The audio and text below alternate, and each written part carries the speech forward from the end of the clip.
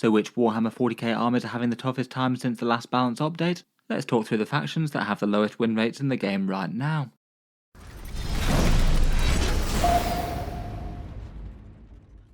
Hello and welcome back to Auspex Tactics, where today we're talking about the armies in Warhammer 40k that have issues at the moment, or at least seem to be slightly below the power curve compared with the rest.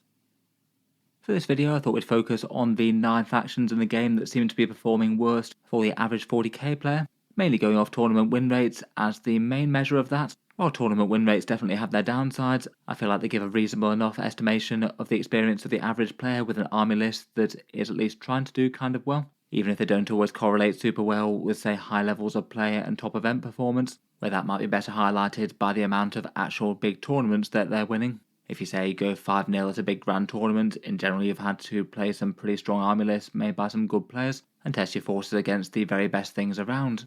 Lots of places track event wins and army win rate, things like StatCheck 40k, Den of Fools, Meta Monday, Goonhammer's Stat Center, and Best Coast pairings for tournament winning lists, and now at least there's been a few weekends worth of data since the last update for armies to maybe settle down a bit and have a little bit more of a clear picture as to what's looking good or not. As prior to the update though, broadly game balance in Warhammer 40k is pretty good right now. While some armies are always going to be on the weaker end of the game, pretty much literally every army is having some success at the highest levels of play, and that's certainly not always been the case in 40k's history. There's always room for improvement, but broadly speaking even the entries lower down this list can absolutely still do well. For this one I might just doubly underline that most of 40k's armies are really quite well balanced currently, player skill and choice of army lists tending to be more important than the actual choice of faction within each other. And as mentioned, with the context of win rates, it doesn't necessarily mean that if a faction has a low win rate, they're not going to be an option that can absolutely win big grand tournaments and things, as we'll see several of these have done pretty well. I still think it's an interesting subject though, and worth discussing, even if most armies do have at least 1 or 2 strong builds that can be a good path to victory in the hands of a good player. Before we get into the 9 factions that seem to be weakest in terms of win rates, this is a quick look at the mid-tier of Warhammer 40k, things in the sort of 48 to 49% wins. Here we've got actually a massive amount of armies this time around: Imperial Knights, Admech, Drukhari, Chaos Space Marines and Space Wolves, Thousand Sons, Tyranids, Eldari and Tau Empire. All of these guys broadly aren't in the worst place, certainly can be strong and threaten to win big tournaments, though as ever some with a little bit more success at the highest level than others. For example, Imperial Knights and things tend not to win quite as many grand tournaments just with a bit of a skill ceiling. It does seem at the moment that the vast majority of 40k armies are clustered around the sort of 49 to 50% win percentage, and there's not really all that much that's sticking far out the top. Getting into the 9 weakest factions though, and first up we have the Adeptus Custodes. These guys really aren't far at all behind the mid-tier, win rates of 47%, so just a tiny bit lower by that metric. Only 1 big tournament win in Pariah Nexus so far, though it looks like another couple of armies have had a 5-0 undefeated run, which to my mind is pretty well as good. The Custodes were broadly left kind of similar to how they were in the balance update. They just had a couple of tweaks for internal balance, a small points cut to Trajan Valoris, Virtus Praetors and the Contemptor Dreadnoughts. It does seem that, as I was suspecting, that hasn't really had any of those units being used to any great extent in competitive lists, though definitely a step in the right direction for all of those, making it not quite such a tax if you are playing them. It still seems that the shield host, with the scary Marshal Qatar getting some extra AP or critical hits on 5s, is the detachment that most people gravitate to. It does have a nice core rule and a few fun stratagems, but besides that people seem to be getting on pretty well equally with the Talons of the Emperor, that has some very nice skirmish stratagems to fight in the midboard. And out of the 3 army lists that have gone 5 wins undefeated, interesting that 2 of those were Talons lists rather than shield host, even if they'd been played far less. Custodes don't have a massive amount of units, so they do seem to be kind of gravitating towards the same few things. Wardens with Blade Champions are generally considered the strongest standard chunky infantry for the front lines, really quite tanky, and the Blade Champion giving extra speed and damage. Kyria Draxus is still very nice with Custodian Guard for some massive firepower. Caladius tanks are strong anti-armor, Venatari Custodians can do some rapid ingress tricks, and Sisters of Silence can provide some nice screening and scoring units, maybe with a Calidus Assassin to help out as well. As ever, the Custodes often have the weakness of just being a bit predictable, and somewhat more of a stat check kind of army when they're playing against. It's a fairly common anecdote that they tend to be a bit stronger in casual play versus competitive, where if you go a bit too heavy on the small arms you might seriously struggle to deal with the sheer amount of golden armour and scary beatdown melee that they can put out. Next up, and also on 47% and basically in the mid tier as well, we've got the Orks. This was a fairly solid improvement on them compared with the last balance update. A few staple units going down, including things like boys, mega knobs, kill rigs, and bosses getting their ability to trigger their WAR boost while in a transport was pretty big too. Despite on paper from this count having a slightly subpar win rate, they're still doing very well at top levels of play. No less than 4 big event wins in Pariah Nexus so far, and looks like they've been doing so with a fairly good mix of detachments. Warhorde, Bully Boys and Green Tide made up those, I believe. That tallies quite well with the detachments that seem to get played the most. Warhorde is by far the most played still, with some nice uncomplicated massive melee damage. The Mega Knob points cut to 35 points seems to have put Bully Boys back on the menu. It's made them viable again. Dread Mob has some interesting synergies with a bunch of different units and still gets a lot of play, but not really as much success at the top levels. Still, a few people are playing Green Tide, which admittedly got a rather solid boost, given that they might have gained something like 60 odd points from their boys squads getting 5 points cheaper if you were spamming them maximally in a 2,000 point list. In general, boys and bosses and beast snagger boys with beast bosses, all in trucks or kill rigs or maybe battle wagons, seem to be some of the staple damage dealers. Lots of other stuff is viable, and then back everything up with some Storm Boys and Gretchen to score some points. It does seem that despite all that, average Ork players are just performing a little bit lower than the average 40k player. I'm kind of hoping they might get a few more balanced data slate changes in December. In particular, the Cult of Speed and the Boggy datasheets between the two of them just don't really seem to be doing enough. It'd be really nice to help out one or the other there. And the Big Hunt detachment, while it's got good beast snagger units to work with at the moment, the core rule just isn't really very general purpose, having to be tailored to certain datasheets that your opponent might or might not have on the front line. The nature of the Ork detachments often means that some of their units are just very viable in one but not really in the others as well. It does still feel like the Walkers are rather underpowered, particularly as they're sort of only limping into just about usable in Dread Mob and not really being considered too much outside of that. In any case though, despite some issues, the Orks still seem to be doing alright, certainly stomping some big events. Before we move on, I'll just give a quick shout out to today's video sponsor in Weyland-Yutani terrain, who are one option for some functional competitive style 40k terrain for those seeking to acquire some.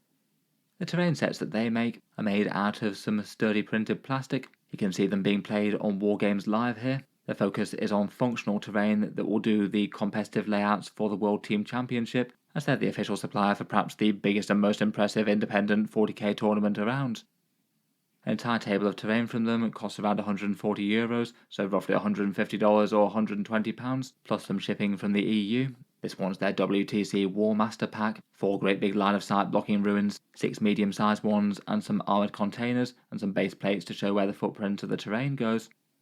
They've also got one for Pariah Nexus as well, for the WTC layouts for this season, plus a pack of just some standard big 3-story ruins, which could be helpful to combine with some other bits on the table just to make sure there's some functional good line of sight blockers, which 40k does kind of depend on. In any case, feel free to check them out, links down in the video description. There's a code Auspex5 for 5% off their stuff. I'll cycle back to them just a little bit at the end of the video to talk through a few pros and cons and things. Thanks to them for sponsoring this one.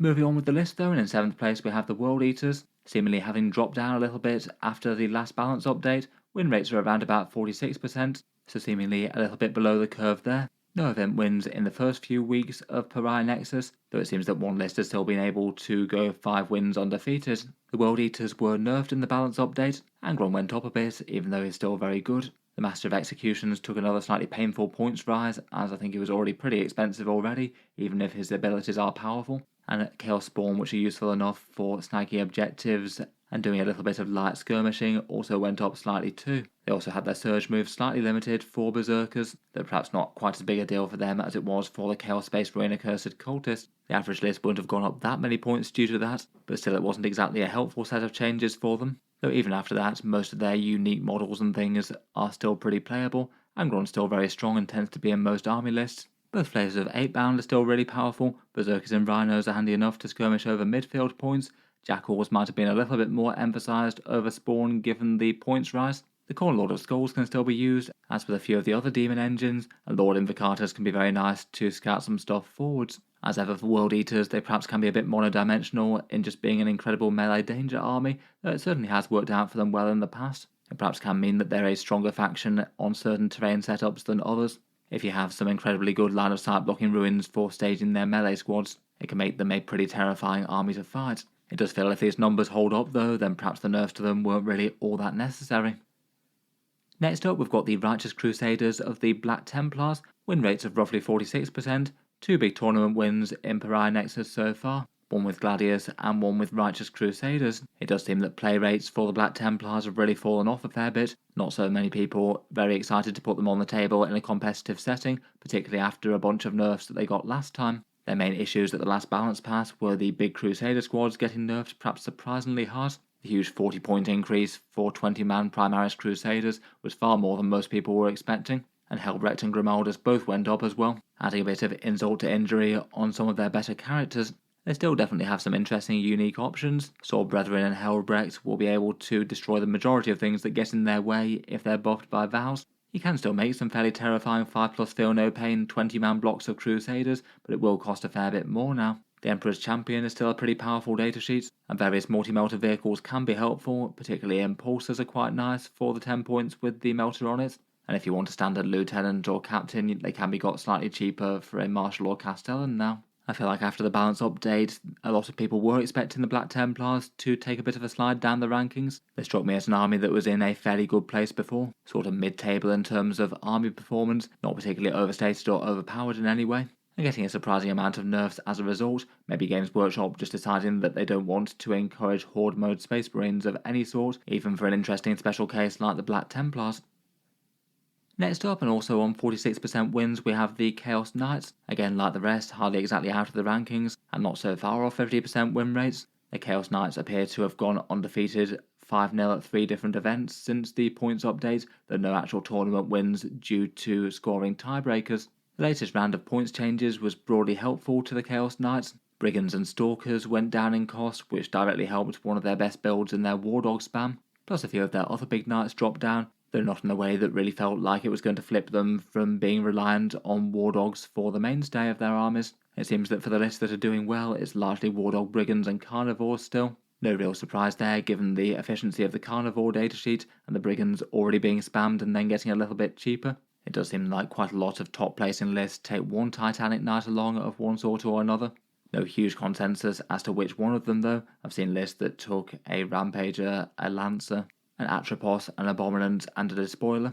So maybe some sense of balance and not having one that's overly stand out compared with the rest maybe. Whatever they take though, it tends to be backed up by a few allied demons, maybe some Nurglings, perhaps some Beasts of Nurgle, maybe some Plague Bearers or even a Great Unclean one.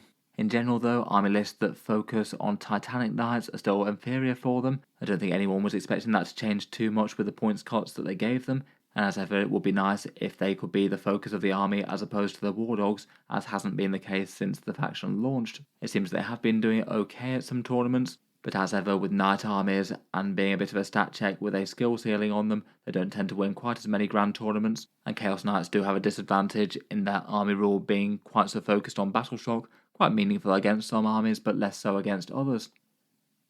In 4th place in terms of lowest armies on the win rate percentages, we've got the Dark Angels. They're on the borderline of Games Workshop's previously stated balance threshold for being a bit on the weak side at 45%. Though have managed to win 2 grand tournaments and go another 5-0 undefeated. I believe 2 of those with Gladius and 1 with a Space Marine Stormlance one, interestingly enough. They certainly took some big hits in the last balance update. Deathwing Knights went up 15 points, which made them far less stand out as a mainstay unit that they were being used as before. Azrael took a 10-point nerf, though he remains absolutely auto-include for most armies. They in particular cared about the nerf to the Gladius task force with Fire Discipline, the Apothecary Biologist and the Eradicators going up, and then for a few points cuts, Lionel Johnson and some Ravenwing units went down a bit. Aside from that Stormlance list, it still looks like the Gladius is the main detachment that most people are using. It works quite well with their on-the-board melee units like the Inner Circle Companions and the Deathwing Knights still. Being able to advance and charge just gives them a lot more reach across the table as they don't move all that fast. The Lance Stratagem can be handy against certain targets, and Fire Discipline can still be powerful. It certainly still looks like Azrael as auto-include. Inner Circle Companions are in almost every list, putting those Calibanite greatswords to good use. The Deathwing Knights and the Lion are both seeing plenty of play, and some people have been swapping out Eradicators for Fire Discipline Hellblasters, which seemed like quite another good choice if you felt that the points increases were too much to bear on the Eradicators and Apothecary Biologists. It does appear though that for the average Dark Angels player, Doing at least a somewhat similar thing to before, but with slightly less stuff, definitely has had an impact on their win rates. They were more like 50% or so prior to the update, maybe just not really having all that many things to fall back on without quite radically changing how they play. Despite their previous Gladius builds taking multiple nerfs, they're still clearly winning tournaments though, and 45% isn't exactly ridiculously behind the power curve. It can still absolutely be a strong faction in the right hands. Next up and ranked in third place on the list are the Grey Knights, again win rates around about 45%, and not looking enormously impressive on the tournament wins front with just the one event win in Imperial Nexus so far. I must admit I did find their tumble down the rankings a little bit surprising given what they were doing before and then their balance update. They seem to be doing okay in the previous Pariah Nexus meta, around about 49% win rates or so. And then the points changes were basically only positive for them, cuts to small squads of Paladins and Terminator squads which did see play, plus cheaper Purgation squads if you wanted to use them, and they're alright with a bunch of Incinerators. I guess perhaps the secret mission nerf might have hurt them a little bit, given that you can't score as many primary points in the last round on Pariah Nexus missions anymore, but still didn't really seem like a major thing to me. It just seems a little bit unusual that they were doing kind of fine, got a few minor points cuts but most things staying the same, and then appear to have lost a fair bit of power at least in the data. In general, after a bunch of points revisions, I'd say the majority of Grey Knight units are really quite playable now. Terminators led by Caldor Drago, or maybe Librarians, potentially the Librarians even deep striking in solo and throwing mortal wounds around. Dreadknights and Grandmaster Dreadknights are looked upon to do the anti-vehicle and anti-monster sort of duties, and most of the power armoured squads are usable enough for the right role, some supporting strike marines to mark objectives, fast-moving interceptors, and purgation squads and purifiers are playable. Despite that though, they still seem to be doing far less well by most metrics. I don't know if it might be that they're struggling to deal with vehicle-heavy lists in the current meta. That has often tended to be a weakness of them, with their good movement meaning that they tend to be costed for all their crazy movement shenanigans that they can do, so don't tend to do quite as well in a direct fight over the primaries, and several of their units can struggle against big tough monsters and things, and might not be enjoying say things like guard tank commanders or Tyranid monster spam quite so much. In any case though, it looks like they're having a bit of trouble in the first few weeks worth of data. I don't know if they might recover a bit and go a bit more mid-tier. After the first few weeks, they're maybe not one of the most widely played factions in 40k, so any results might just be a little bit more random and according to chance than the average faction, I guess. For win rates though, the second least performing are the Space Marines. Their on-paper tournament performance coming in at just under the 45% target that Games Workshop often have. They're winning 44% of games for your standard Codex Marines, so they have had some success at top levels of play. 3 winning lists since the last balance update, and I believe that they were with Gladius and Vanguard Spearhead. The last balance update wasn't exactly hailed with great welcoming from Space Marine players. They got increases to some of their best units, including Jump Intercessors, Eradicators, and Fire Discipline, and the Apothecary Biologists. A lot of the points cuts did fall on units that most needed them, but maybe sort of made them as reasonable viable options as opposed to adding overall strength to the faction. I've seen the Ballistas Dread stomping around in a few different army lists since, and Rabute Gilliman went down really quite a lot as well. He's cropped up in a couple of competitive lists. For detachments, it does tend to be Vanguard and Gladius that seem to be having the most success, Ironstorm and Firestorm also being playable enough, and after a whole bunch of waves of points revisions, the majority of Space Marine units can be used in the right detachment.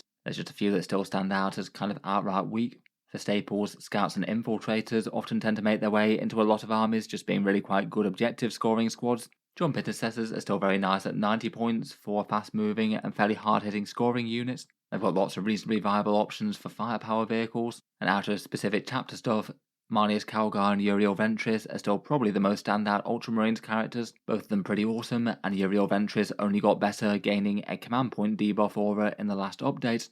It still seems that despite all of this, the Divergent chapters are still doing better than them though, given access to other detachments and other units, and still basically able to use the vast majority of stuff from the core Codex Space Marines as well. It does seem that at least by the numbers they're no longer quite as far ahead, at least with Dark Angels and Black Templars being on around about the same sort of level in win rates, and Blood Angels and Space Wolves being more sort of mid-table. The gap certainly feels like it's narrowed, maybe a bit more due to the nerfs to the things that the Divergent chapters have though, as opposed to core Codex Space Marines being standout besides the Ultramarines. Sounds like Games Workshop might be doing something to change the status quo for Space Marines though in December.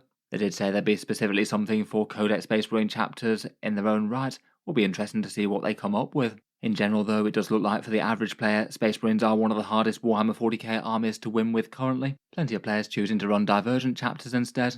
And as ever with their enormous model range, there's often a big gap between the average players list and a tournament optimized one, just due to likely not having the exact combination of units that's going to be optimal at any one given time, given their enormous amount of choice. Finally, lastly, and kind of thoroughly expectedly, there's the Imperial Agents, quite clearly the weakest army in the game at the moment, and easy enough to work that out just on paper really, but the tournament stats do seem to back that up.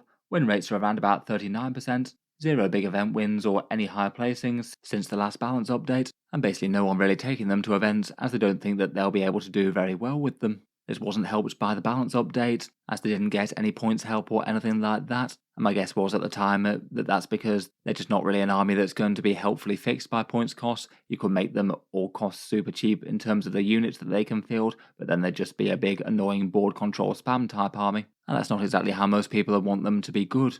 For their choices, the Imperialis fleet is the most played detachment, seeing as it can work with quite a lot of the units in the book. It seems that where people are using them, they're having most success with board control screening type things, and the only real good damage output units that you can access are things like Allied Knights for some anti-tank, maybe some Grey Knight Terminators and Deathwatch kill teams that could deal with more sort of elite infantry. A lot of the rest is only really all that good for skirmishing with lighter enemy troops. The faction's got a whole bunch of weaknesses. No army rule outside of their ally type rules is one of them. 0 good anti-tank in the codex, and Deathwatch themselves having their own issues, not really being playable as a standalone army, and they're certainly not the strongest way to play Imperial Agents in themselves either. In any case, Games Workshop will probably help them out a bit in the December balanced data slate. We had confirmation that something major was going to be coming for Deathwatch, and I would really hope that they'd help out the rest of the army to some extent with some rules changes like giving them an army rule, and hopefully just a bit of a rethink to make them as an effective fighting force and make them playable at some other level other than just on a very small game casual kind of basis.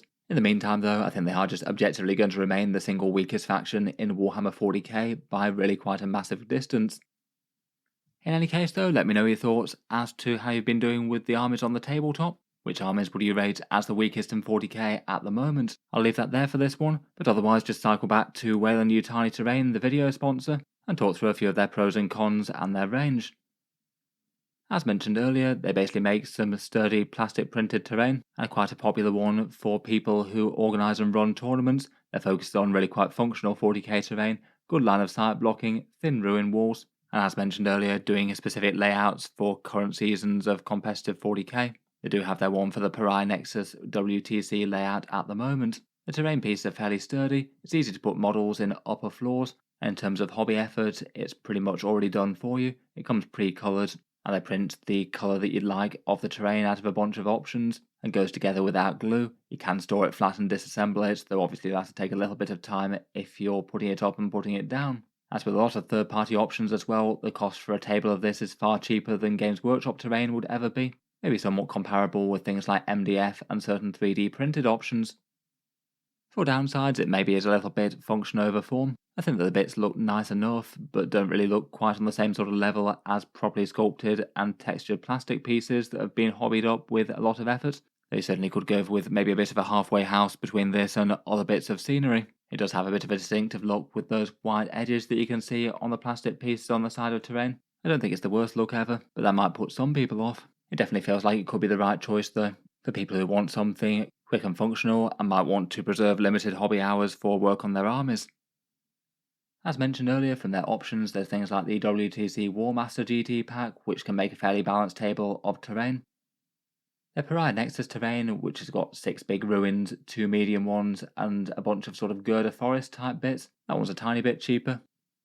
There's a set of 4 3-story ruins, which I feel like are some of the most valuable bits that they make. Nice great big ones that you can hide things like Imperial Knights behind, and just guarantee that you do have a few bits of properly hiding good line of sight blocking terrain on the board, so you could have say one of each of these in each player's deployment zones, and then a couple of bits in the centre for some cover to advance into. And then as well as all that, they did make a few Auspex Tactics merch style ones as well. A couple of their terrain packs with the channel logo printed on the side, as well as your choice of the texture of the pieces. Plus their gaming mats have some with the channel logo printed in the centre. They do some nice mouse mat style 60x44 ones, made out of PVC, and they've got some subtle lines to mark out the Pariah Nexus deployment zones on, which can be handy enough for a bit of precision if you're trying to deploy models and want to know exactly where the deployment zones line up to without just roughly measuring up in dice. In any case though, a big thank you to them for sponsoring the video. They'll be linked down in the video description, and as mentioned, they've got a code Auspex5 for 5% off if you do want to pick up some competitive style terrain and things. In any case though, I'll leave that there for this one. Feel free to subscribe to Auspex Tactics if you'd like to see more like this. I might try and follow this up with a strongest armies in 40k video sometime later in the week. Otherwise, feel free to check out the other bits in the video description if you want to support the channel. There's the Patreon page for a few rewards, including seeing some videos early from time to time, and all the channel's affiliate discount links if you're picking up some model soldiers in the near future, with some nice savings versus Games Workshop prices around the world. In any case though, a massive thank you for listening, and I'll hope to see you guys next time.